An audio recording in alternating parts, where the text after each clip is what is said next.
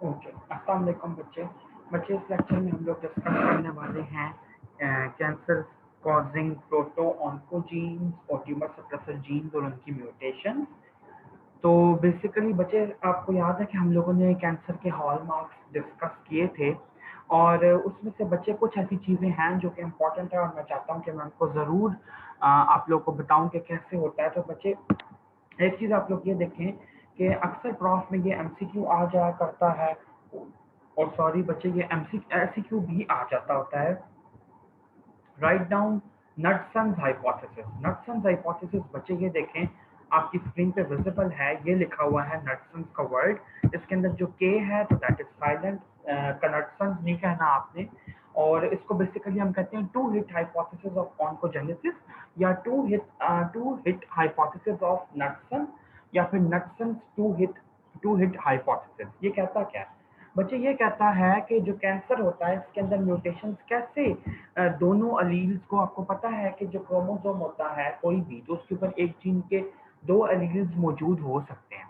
तो कहता है कि कौन कौन सी ऐसी कंडीशन है जिसके अंदर आपका जो ट्यूमर, जो आपका प्रोटोऑन्कोजीन है, बेसिकली रेटिनोब्लास्टोमा जीन, वो एबनॉर्मली सेल को प्रोलिफरेट करने के कमांड्स देता है। तो ये तीनों कंडीशंस बच्चे मैं आपके साथ रीड करना चाहूंगा ताकि आप लोगों को word to word, line to line clear हो जाए। Number one, two mutations involving both alleles of retinoblastoma at chromosome 13 are required to produce retinoblastoma. Retinoblastoma बच्चे बेसिकली एक ट्यूमर है रेटिना का, जो कि यंग बच्चों में यानी कि न्यू बॉर्न के अंदर कॉमन होता है। तो कहता है कि अब रेटिनोब्लास्टोमा जीन के बेसिकली दो अलील्स हैं। ये तो आपको पता है कि हर जीन के दो अलील्स होते हैं, तो ऑलमोस्ट ठीक है। तो आपका जो जीन है, या तो ऐसे होता है कि एक क्रोमोसोम के ऊपर जो उसका एक एलील है, एक उसका जो क्रोमेटिड है उसके ऊपर उसकी म्यूटेशन हुई है, दूसरे पे नहीं हुई। लेकिन पहली कंडीशन ये कह रहा है कि दोनों एलील्स पे अगर म्यूटेशन हो जाए तो कैंसर होगा, ठीक है। दूसरी कंडीशन है फेमिलियल केसेस, यानी कि हेरिटेबल केसेस, जो कि फैमिली टू फैमिली जा सकते हैं। In familial cases, children inherit one defective copy of retinoblastoma gene in the germline, the first hit, and the other copy is normal. कहता है कि एक तो ये हो सकता है कि बच्चों को फैमिली में इनहेरिटेंस में जर्म लाइन म्यूटेशन में एक ऐसी म्यूटेशन मिले जिसके अंदर उनके क्रोमोसोम पे एक अलील म्यूटेटेड हो, जिसको हम फर्स्ट हिट कहेंगे, और दूसरा अलील नॉर्मल है। अब रेटिनोब्लास्टोमा का जो ट्यूमर है वो तभी डेवलप करेगा जब दूसरा एलील भी म्यूटेटेड हुआ। तो अब हम देखते हैं कि सेकंड हिट कब होती है। तो आगे लिखता है retinoblastoma develops when the normal retinoblastoma allele is mutated in retinoblasts as a result of spontaneous somatic mutation, the second hit. अब क्या मतलब है इस बात का? आपको पता है कि म्यूटेशन जरूरी तो नहीं होता कि सिर्फ बाय बर्थ आपको मिले या इनहेरिटेंस के थ्रू मिले, वो तो स्पॉन्टेनियस भी हो सकती है। फॉर एग्जाम्पल दे रहा हूँ, मैं ये नहीं कह रहा कि रेटिनोब्लास्टोमा के केस में ऐसे है, कहीं से अल्ट्रावायलेट रेज का एक्सपोजर हुआ है, या फिर आप कह लें कि कहीं से एक्सरेज का एक्सपोजर हुआ है, या कोई केमिकल कार्सिनोजन आपने खा लिया है। तो ऐसी चीजों की वजह से अगर कोई स्पॉन्टेनियस सोमैटिक म्यूटेशन होती है, सोमैटिक से मुराद ये कि ये आपको बॉडी की अपनी म्यूटेशन है या आपको इनहेरिट नहीं हुई, तो इसकी वजह से आपका जो दूसरा नॉर्मल एलील था वो भी इफेक्ट हो जाएगा और रेटिनोब्लास्टोमा डेवलप करेगा। Because such second hit seem to be virtually inevitable in a small fraction. अच्छा, ये वाली बात इतनी इंपॉर्टेंट नहीं है तो इसलिए मैं इसको स्किप करूंगा। इसको अगर आप लोग भी नहीं पढ़ना चाहते, दैट्स गोइंग टू वर्क। उसके बाद है स्पोरेडिक केसेस। स्पोरेडिक केसेस में क्या होता है बच्चे? स्पोरेडिक केसेस वो होते हैं कि आपके माँ बाप बहन भाई, आपकी पिछली जितनी भी लिनिएज है उसके अंदर किसी किस्म का कोई म्यूटेशन एग्जिस्ट नहीं कर रही उस जीन में जो कि आपने एनकाउंटर की है। तो स्पोरेडिक का मतलब यही होता है कि बैठे बिठाए कहीं से उठ के आ गया है ये।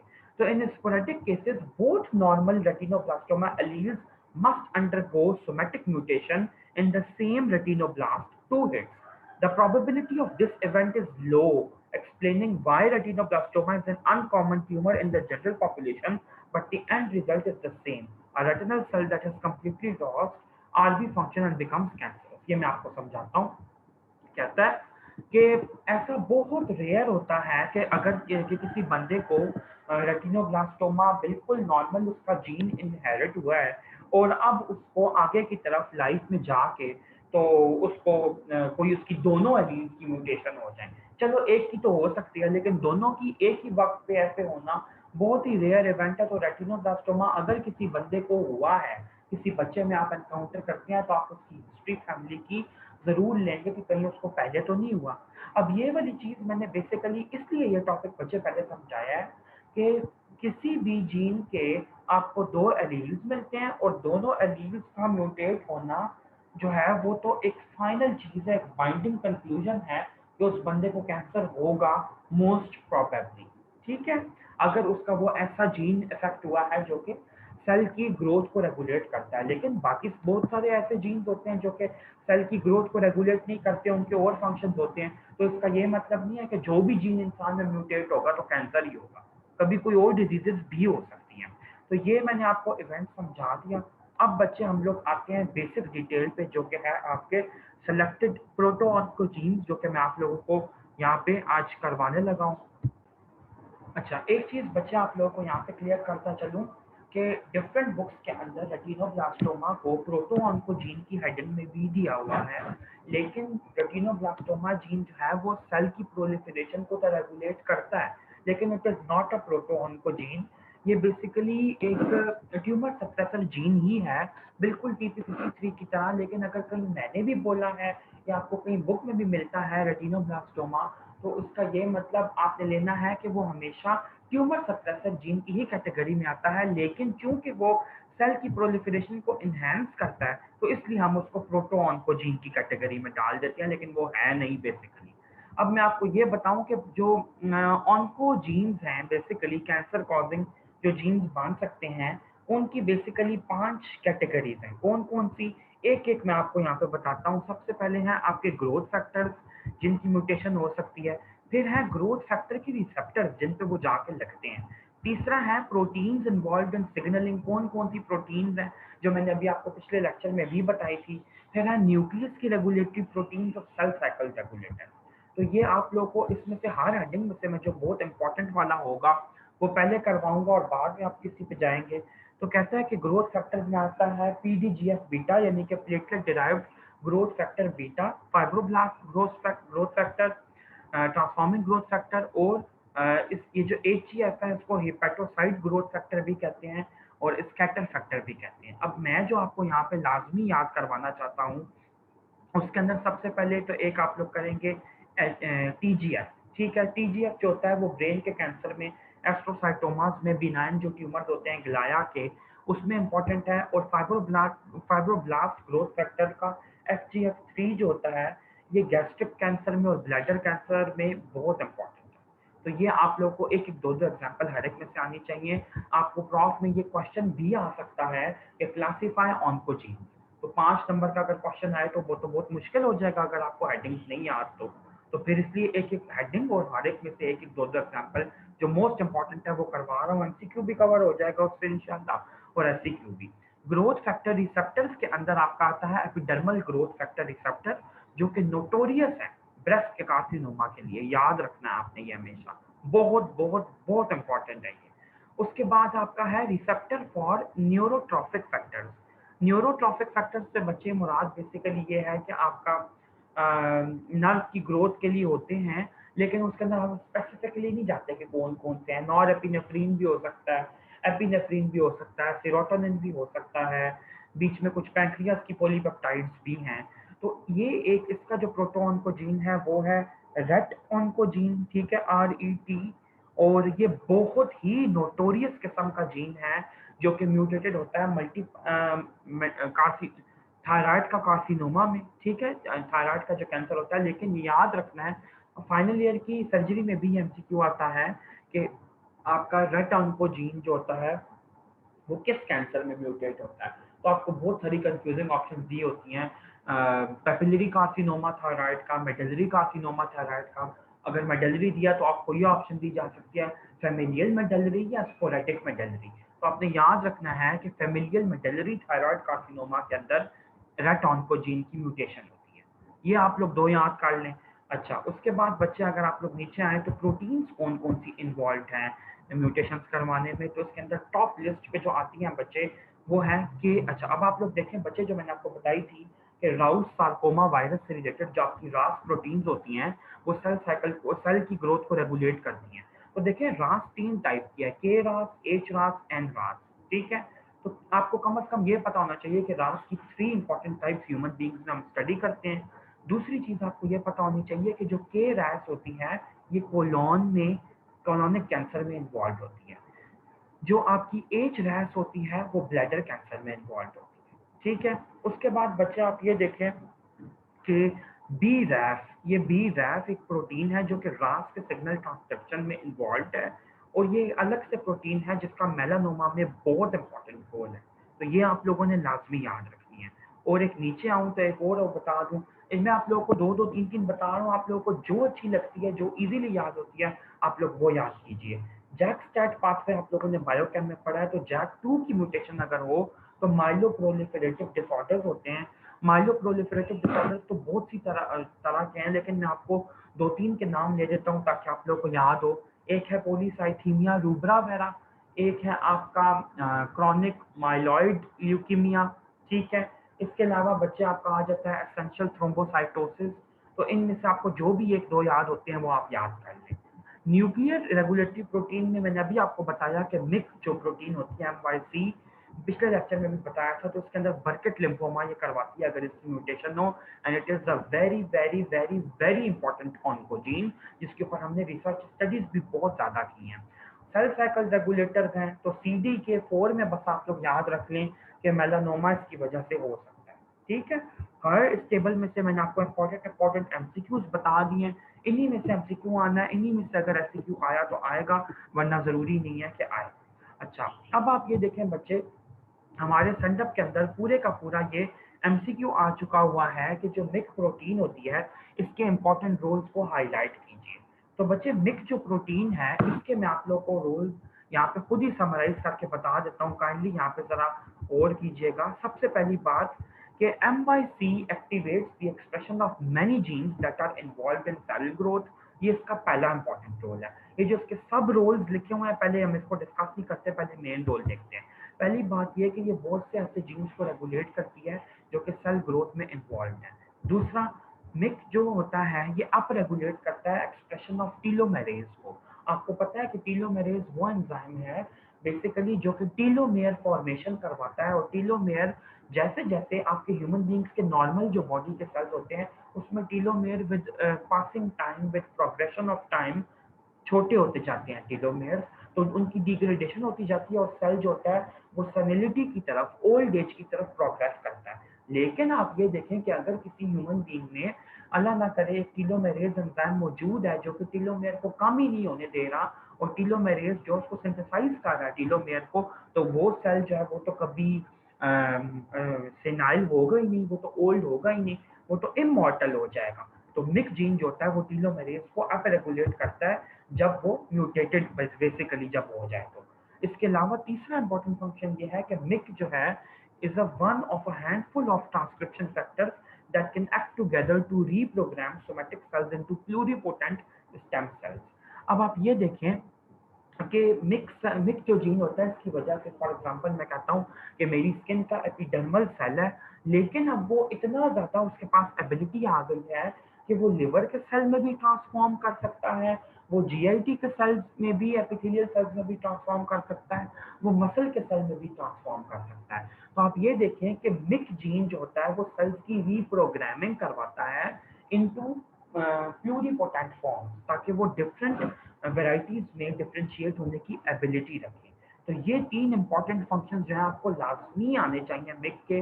अगर मैं सब फंक्शंस या सब रोल्स की तरफ आऊं तो मिक जो होता है वो सेल ग्रोथ को कैसे एनहांस करता है। अब आप ये देखें कि साइक्लिन डी को जैसे डायरेक्टली इफेक्ट करता है।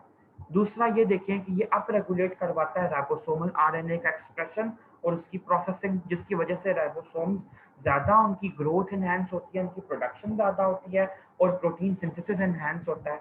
इसके अलावा मिक जो होता है वो अप रेगुलेट करवाता है जीन एक्सप्रेशन को, जिसके जरिए सेल्स की मेटाबॉलिक रीप्रोग्रामिंग होती है और वारबर्ग इफेक्ट होता है। वारबर्ग इफेक्ट क्या होता है मैं अभी आपको डिटेल में आगे पढ़ाने वाला हूँ, फिर आप इसको इग्नोर कीजिए। इसके अलावा आप ये देखें कि इसके बहुत सारे प्रोटीन इफेक्ट्स हैं। प्रोटीन से मुराद ये कि माइरिएड ऑफ इफेक्ट्स हैं, बहुत ज्यादा इफेक्ट्स हैं। तो मिक जो होता है ये मास्टर ट्रांसक्रिप्शनल रेगुलेटर समझा जाता है। मास्टर ट्रांसक्रिप्शनल रेगुलेटर ये आपका प्रॉफ का एमसीक्यू भी है। और आप ये देखिए कि मैंने आपको अभी बताया कि एक कैंसर है जिसका नाम है बर्किट लिम्फोमा। जब मैंने आपको ट्यूमर सप्रेसर जीन प्रोटोऑन्कोजीन जब कराए, तो बेसिकली आप ये देखें कि बर्किट लिम्फोमा आपको अक्सर ये तो थर्ड ईयर का क्वेश्चन आता है कि ईप्स्टीन बार वायरस जो होता है वो कौन कौन से कैंसर्स करवाने की एबिलिटी रखता है। तो ईप्स्टीन बार वायरस जो है वो बर्किट लिम्फोमा करवाने की, नेजोफेरेंजियल कार्सिनोमा करवाने की और हॉजकिन लिम्फोमा करवाने की एबिलिटी रखता है। बच्चे ये तीन कैंसर्स आपकी टिप पे होने चाहिए। थर्ड ईयर के स्टूडेंट से माइक्रो में बहुत कॉमनली ये क्वेश्चन पूछा जाता है और नियोप्लेजिया के कॉन्टेक्स्ट में भी आपसे ये पूछा जा सकता है। तो मैंने आपको मिक का इंपॉर्टेंट रोल जो है वो भी मैंने बता दिया क्योंकि वो इसी के अंदर साथ ही आ रहा था। अब हम लोग आते हैं बच्चे, ये देखें कि ट्यूमर सप्रेसर जीन्स आपके कौन कौन से हैं। तो ट्यूमर सप्रेसर जीन्स करने से पहले ये बता दूं कि ट्यूमर सप्रेसर जीन्स की भी इसी तरह 6-7 तरह की क्लासिफिकेशन है। पहली है कि वो tumour suppressor genes that are inhibitors of microgenic signalling pathways. अब आप ये देखें कि ऐसे आपके सिग्नलिंग पाथवेज जो होते हैं जो कि सेल की ग्रोथ को इनहेंस कर रहे हैं, तो उनको इनहिबिट करने के लिए ट्यूमर सप्रेसर जीन्स अल्लाह ताला ने आपकी बॉडी में बनाए हैं। जिसके अंदर आप ये देखें कि टॉप ऑन द लिस्ट आ रहा है एपीसी जीन, जिसको हम कहते हैं basically adenomatous polyposis coli gene. APC gene बहुत ही इंपॉर्टेंट जीन है जो कि डब्ल्यूएनटी सिग्नलिंग पाथवे को रेगुलेट करता है और कोलोन के कार्सिनोमा में इन्वॉल्व होता है। जब ये म्यूटेट हो जाएगा तो ये सेल साइकिल को रेगुलेट नहीं कर पाएगा। जब सेल साइकिल रेगुलेट नहीं होगी तो आपका जो कैंसर है वो डेवलप कर जाएगा, सेल की अनलिमिटेड ग्रोथ शुरू हो जाएगी।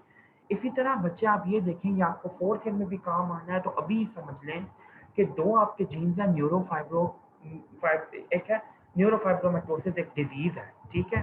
तो इसका जीन है NF1 NF2 और आपके न्यूरोफाइब्रोमेटोसिस की दो टाइप्स होती हैं, टाइप 1 टाइप 2। जो टाइप 1 है उसके अंदर न्यूरोफाइब्रोमिन प्रोटीन की प्रोडक्शन अब नॉर्मल होती है और न्यूरोफाइब्रोमेटोसिस 2 में मेरिलिन प्रोटीन की। अगर आपको प्रोटीन्स के नाम नहीं भी याद तो बिल्कुल खैर है, लेकिन आपको ये लाजमी पता होना चाहिए बच्चे थर्ड ईयर के लेवल पे कि NF1 जीन की म्यूटेशन से न्यूरोब्लास्टोमा हो सकता है और ल्यूकीमिया हो सकता है, और न्यूरोफाइब्रोमेटोसिस 2 की म्यूटेशन से श्वानोमा हो सकता है और मेनिंजियोमा हो सकता है, श्वान सेल्स का ट्यूमर और मेनिंजिस का ट्यूमर। एक और चीज बच्चे आपको ये बताता चलूं कि ये जो मैंने आपको साइकिल करवाई थी इसके अंदर एक जीन होता है और उसकी प्रोटीन है जो ये PTEN फॉस्फेट टेंसिन प्रोटीन, जो कि इनहिबिट करती है PI3K को।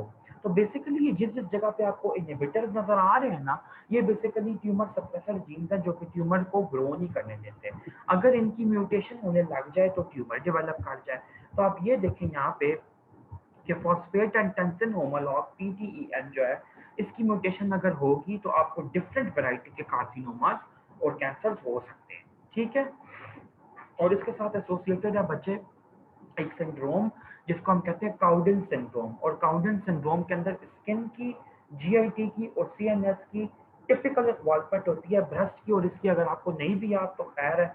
तो बच्चे ये अक्सर प्रॉफ में MCQ आ जाया करता है कि Cowden syndrome is associated with the mutation of which type of tumour suppressor gene.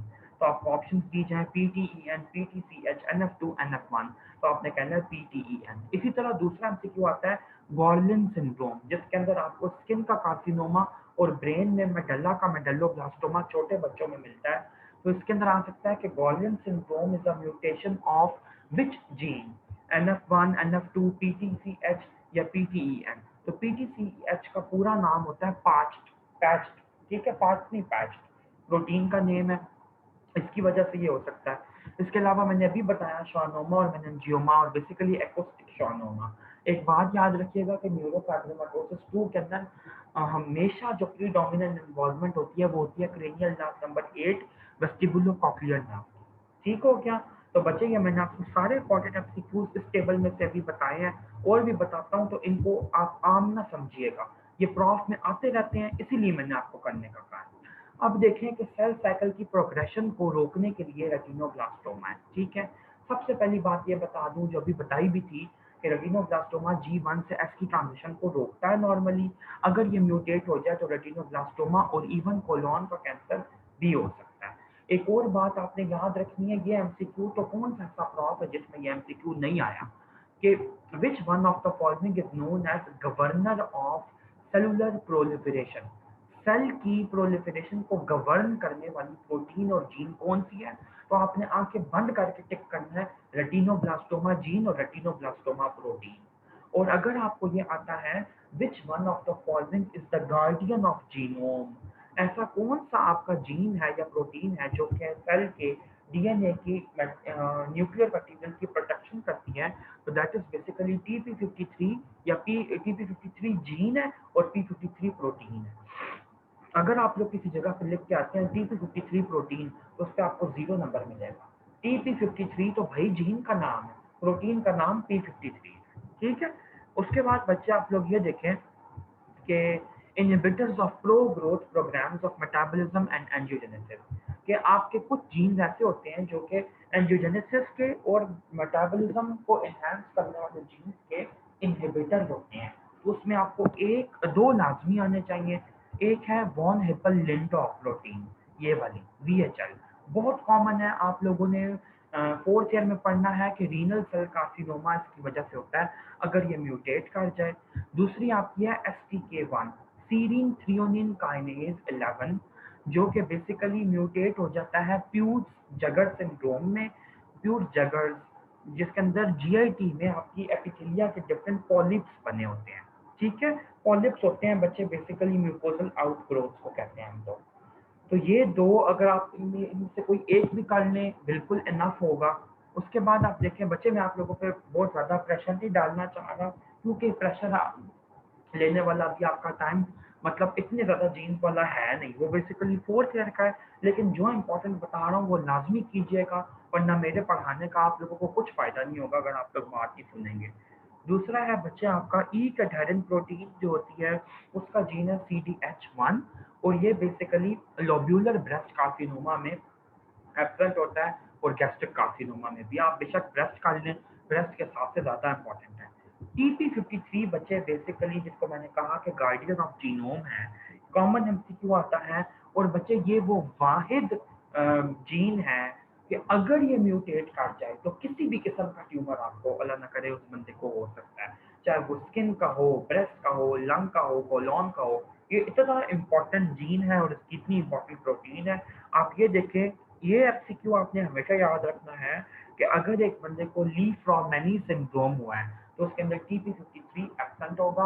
और ली फ्रॉम मैनी सिंड्रोम इंतहाई गंदा और घटिया किस्म का सिंड्रोम है जिसमें किसी भी जगह का कैंसर हो सकता है। उसके बाद बच्चे आप देखें कि DNA रिपेयर करने के लिए होता है BRCA1 और BRCA2, ठीक है। BRCA1 आपने अक्सर सुना होगा, जैसे एंजेलिना जोली जो है हॉलीवुड की एक्ट्रेस, तो उनको भी BRCA पॉजिटिव आया था, तो उनको ब्रेस्ट का कैंसर हो गया था, ठीक है। ब्रेस्ट और ओवेरियन कार्सिनोमा के लिए BRCA जीन्स बहुत इंपॉर्टेंट है, लेकिन बहुत अच्छा। उसके बाद आप देखें कि ये वाले नीचे वाले अगर आप नहीं भी करते दैट्स टोटली फाइन, लेकिन ये जो आपकी क्लासेस मैंने क्लासिफिकेशन बताई है इसमें से एक एक क्लासिफिकेशन का नाम और एक एक जीन का नाम आपको लाजमी आना चाहिए। उसके बाद बच्चे इन्होंने यहाँ पे रेटिनोब्लास्टोमा का नट्सन हाइपोथेसिस की डायग्राम दिखाई हुई है कि दो जीन्स जो होते हैं वो लाजमी चाहिए होते हैं। ये आप लोग देख लीजिएगा, इसके अंदर कुछ ऐसी डिफिकल्ट चीज़ नहीं है। ये मैं आप लोगों को कराना चाहता हूँ बच्चे, बेसिकली कि रेटिनोब्लास्टोमा जो होती है ये G1 और S के लिए चेक पॉइंट के तौर पे कैसे काम करती है और कैसे सेल साइकिल को रेगुलेट करती है। तो आप लोग ये देखें बच्चे के ग्रोथ फैक्टर्स इनहिबिटर्स भी होते हैं और ग्रोथ जो कि स्टिमुलेट करते हैं CDK इनहिबिटर्स को और P16 प्रोटीन, ठीक है। अब जब देखें, जब सेल साइकिल के इनहिबिटर्स को स्टिमुलेट करेंगी चीज़ें जैसे कि P53 प्रोटीन कर रही है, TGF बीटा कर रहा है, तो उसकी वजह से क्या होगा? उसकी वजह से आपके जो साइक्लिन हैं, साइक्लिन डी ई या जो उनके काइनेजेस हैं वो इन्हें इनएक्टिवेट हो जाएंगे। जब वो इनएक्टिवेट होंगे बच्चे तो रेटिनोब्लास्टोमा हमेशा अपनी हाइपोफॉस्फोराइलेटेड फॉर्म में रहता है। जब वो अपनी हाइपोफॉस्फोराइलेटेड फॉर्म में रहता है तो बच्चे वो सेल साइकिल के ऊपर सेल के जेनेटिक मटेरियल पे एक्ट नहीं कर सकता। जब वो नहीं एक्ट कर सकता बच्चे, तो आप लोग ये देखें, बल्कि बच्चे यहाँ पे एक चीज़ क्लियर करता चलूँ कि आप लोग रेटिनोब्लास्टोमा की इस डिटेल में ना जाएं कि ये कब एक्टिव है और कब इनएक्टिव है, क्योंकि आपकी बुक ने भी इस फॉर्म में नहीं लिखा, बल्कि आप लोग ये बात करें कि कब ये हाइपोफॉस्फोराइलेटेड है और कब ये हाइपर फॉस्फोराइलेटेड है, जैसे कि इस बुक ने लिखा है। तो आप ये देखें कि जब भी ये हाइपोफॉस्फोराइलेटेड फॉर्म में होगा, मैंने पहले ठीक नहीं बोला, मैं अब क्लियर कर दूं उसे कि हाइपोफॉस्फोराइलेटेड फॉर्म में रेटिनोब्लास्टोमा की जो प्रोटीन होती है वो हमेशा अपना काम करती रहती है बाय बाइंडिंग E2F, जो कि एलोंगेशन फैक्टर है। एलोंगेशन फैक्टर के बाइंड करने की वजह से आपका जो क्रोमेटिन रीमॉडलिंग कॉम्प्लेक्स होता है, जिसके अंदर हिस्टोन मिथाइल ट्रांसफेरेज और हिस्टोन डीएसिटाइलेज कहा जाता है, तो ये रिक्रूट हो जाता है, इसकी वजह से ये बाउंड हो जाता है। और रेटिनोब्लास्टोमा के ऊपर, रेटिनोब्लास्टोमा जो होता है ये बेसिकली कैरी करता है, आप ये देखें कि ये जो इसने दो फॉस्फेट ग्रुप शो किए हैं ना जिस चीज के साथ अटैच, तो ये आपकी रेटिनोब्लास्टोमा की प्रोटीन है। तो ये बेसिकली पूरे का पूरा आपका एक कॉम्प्लेक्स बन जाता है जो कि बाइंड करता है जाके आपके जेनेटिक मटेरियल पे, और ट्रांसक्रिप्शन फर्दर प्रोग्रेस नहीं कर सकती। ठीक हो गया। ये मैं दोबारा बता दूं कि हाइपोफॉस्फोराइलेटेड फॉर्म के अंदर रेटिनोब्लास्टोमा अपना काम कर रहा है ट्यूमर सप्रेशन का, जो कि उसे नॉर्मली करना चाहिए। दूसरी चीज आप ये देखें कि ग्रोथ फैक्टर्स एक्टिवेटर जब आते हैं तो साइक्लिन से एक्टिवेट होते हैं। अब साइक्लिन जब भी एक्टिवेट होंगे तो क्या एक्टिवेट होगा? साइक्लिन डिपेंडेंट काइनेजेस, और काइनेजेस क्या करवाते हैं? फॉस्फोराइलेशन। तो जब वो रेटिनोब्लास्टोमा की बहुत सारी फॉस्फोराइलेशन कॉज करवाएंगे, तो रेटिनोब्लास्टोमा एलोंगेशन फैक्टर 2 को रिलीज कर देती है, अपने साथ बाइंड नहीं कर सकती। तो एलोंगेशन फैक्टर 2 रिलीज होता है और जाके काम करता है सेल के जेनेटिक मटेरियल पे, और ट्रांसक्रिप्शन चलती रहती है। तो बेसिकली ट्यूमर सप्रेशन का जो काम है रेटिनोब्लास्टोमा का, वो हाइपोफॉस्फोराइलेटेड फॉर्म के अंदर इनहेंस्ड होता है और दूसरी फॉर्म में हाइपर फॉस्फोराइलेटेड में इनएक्टिवेटेड होता है। तो ये डायग्राम आपका टिपिकल क्वेश्चन है जो कि आपको प्रॉफ में आ सकता है कि रेटिनोब्लास्टोमा की रेगुलेशन शो करें या रेटिनोब्लास्टोमा का रोल शो करें। अब मैं आपको एक ये बात बताऊं कि जब भी आपको आता है इस तरह का क्वेश्चन, एक इस डायग्राम से रिलेटेड और ये एक अगली वाली से, कि write down the role of retinoblastoma. तो बच्चे राइट डाउन में मुराद तो उनकी ये होता है कि आप लिखें, लेकिन बिलीव मी बच्चे, अगर आप ये रेटिनोब्लास्टोमा के लिए और P53 के लिए ये वाली डायग्राम ड्रॉ करेंगे, तो आपको किसी किस्म का आपका नंबर नहीं कटेगा, 5 में से 5 नंबर आपको पूरे मिलेंगे। और बेसिकली वो एक्सपेक्ट भी यही कर रहे होते हैं कि बच्चा फ्लो चार्ट की फॉर्म में आंसर अपना दे और कंप्लीट चीज बताए।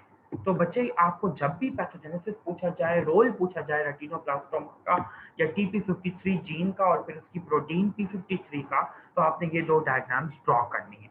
अब मैं आपको ये बताता हूँ कि P53 प्रोटीन क्या करती है। सबसे पहले आप ये देखें कि एक सेल है जो कि नॉर्मल है, जिसमें P53 अपना काम कर रही है। दूसरा सेल है साथ वाला, जिसके अंदर P53 म्यूटेटेड है और वो अपना काम नहीं कर रही, यानी कि उसका काम क्या है? वही उसका काम है जो उसका नाम है। उसका नाम क्या है? Guardian of the genome. तो वो तो गार्ड नहीं कर रही क्योंकि वो तो म्यूटेटेड है। तो जब भी आयनाइजिंग रेडिएशन होंगी, कार्सिनोजेंस होंगे या म्यूटाजेंस बेसिकली हम इन्हें कहते हैं, जो कि म्यूटेशन कॉज करवाते हैं, तो इनकी वजह से आपके दोनों तरह के सेल्स का कंपैरिजन दिखाया है। नॉर्मल सेल में बच्चे क्या होता है कि डीएनए डैमेज होता है, ठीक है? तो डीएनए डैमेज होता है तो ऑन्कोजेनिक स्ट्रेस और हाइपोक्सिया, यानी कि, और देखिए स्ट्रेस तो किसी भी किस्म का हो सकता है ना, कम ऑक्सीजन मिले सेल को, या फिर उसका जेनेटिक मटेरियल डैमेज हो रहा हो, या कोई उसकी सेल की रेगुलेशन पाथवेज की ठीक ना हो, तो इसको परसीव करता है सेल। और आपकी P53 जो प्रोटीन होती है, ये जमा होती रहती है सेल में और ये डीएनए को बाइंड करती है। जब ये डीएनए को बाइंड करती है तो बच्चे क्या होता है, ट्रांसक्रिप्शन डिपेंडेंट और इंडिपेंडेंट इफेक्ट्स आपके सामने आते हैं। अब आप देखो वो कौन कौन से हैं, गौर से देखो, ये ही इसका रोल है TP53 जीन की, प्रोटीन P53 का। और यही आपके प्रॉफ का क्वेश्चन है कि enumerate the role of or highlight the role of P53 protein. तो आप लोगों को कुछ भी नहीं आता, तो ये इसके बेसिकली रोल्स हैं, आप याद रखें। पहला इफेक्ट बचे सॉरी, पहला इफेक्ट जो P53 प्रोटीन की वजह से होता है जी, पहला इफेक्ट जो बच्चे आपका P53 प्रोटीन की वजह से आ सकता है वो ये हो सकता है कि सेल जो होता है वो बूढ़ा हो जाए, ठीक है, रिग्रेस कर जाए, मतलब उसी तरह उसी डीएनए डैमेज के साथ ग्रो करता रहे और फाइनली उसकी डेथ हो जाए, सेनीसेंस यानी कि। नंबर 2 ये है कि P53 प्रोटीन P21 को एक्टिवेट करवाती है, और आप लोगों को बहुत अच्छे से ये वाली बात मैं बता के आया हूँ कि P21, 29 और 53 थी आई थिंक, नहीं P58 या 59 जो प्रोटीन थी, ये तीनों आपकी एस फेज G2 फेज को रेगुलेट कर रही थी, ठीक है। तो P21 के एक्टिवेट होने से G1 से जो S में ट्रांजिशन आती है उसका अरेस्ट हो जाएगा, या तो ये हो सकता है, या नंबर 2 क्या हो सकता है, एक और प्रोटीन एक्टिवेट हो जाती है जिसको हम कहते हैं GAD45, GADD45। ये डीएनए रिपेयर की स्पेसिफिक एक प्रोटीन है, ठीक है। ये दोनों मिलके क्या करती हैं कि जब सेल को G1 फेज में अरेस्ट करवाती हैं तो उसका सक्सेसफुल रिपेयर करती हैं, उसके डीएनए का, उसके जेनेटिक मटेरियल का, उसकी प्रोटीन का, ठीक हो गया।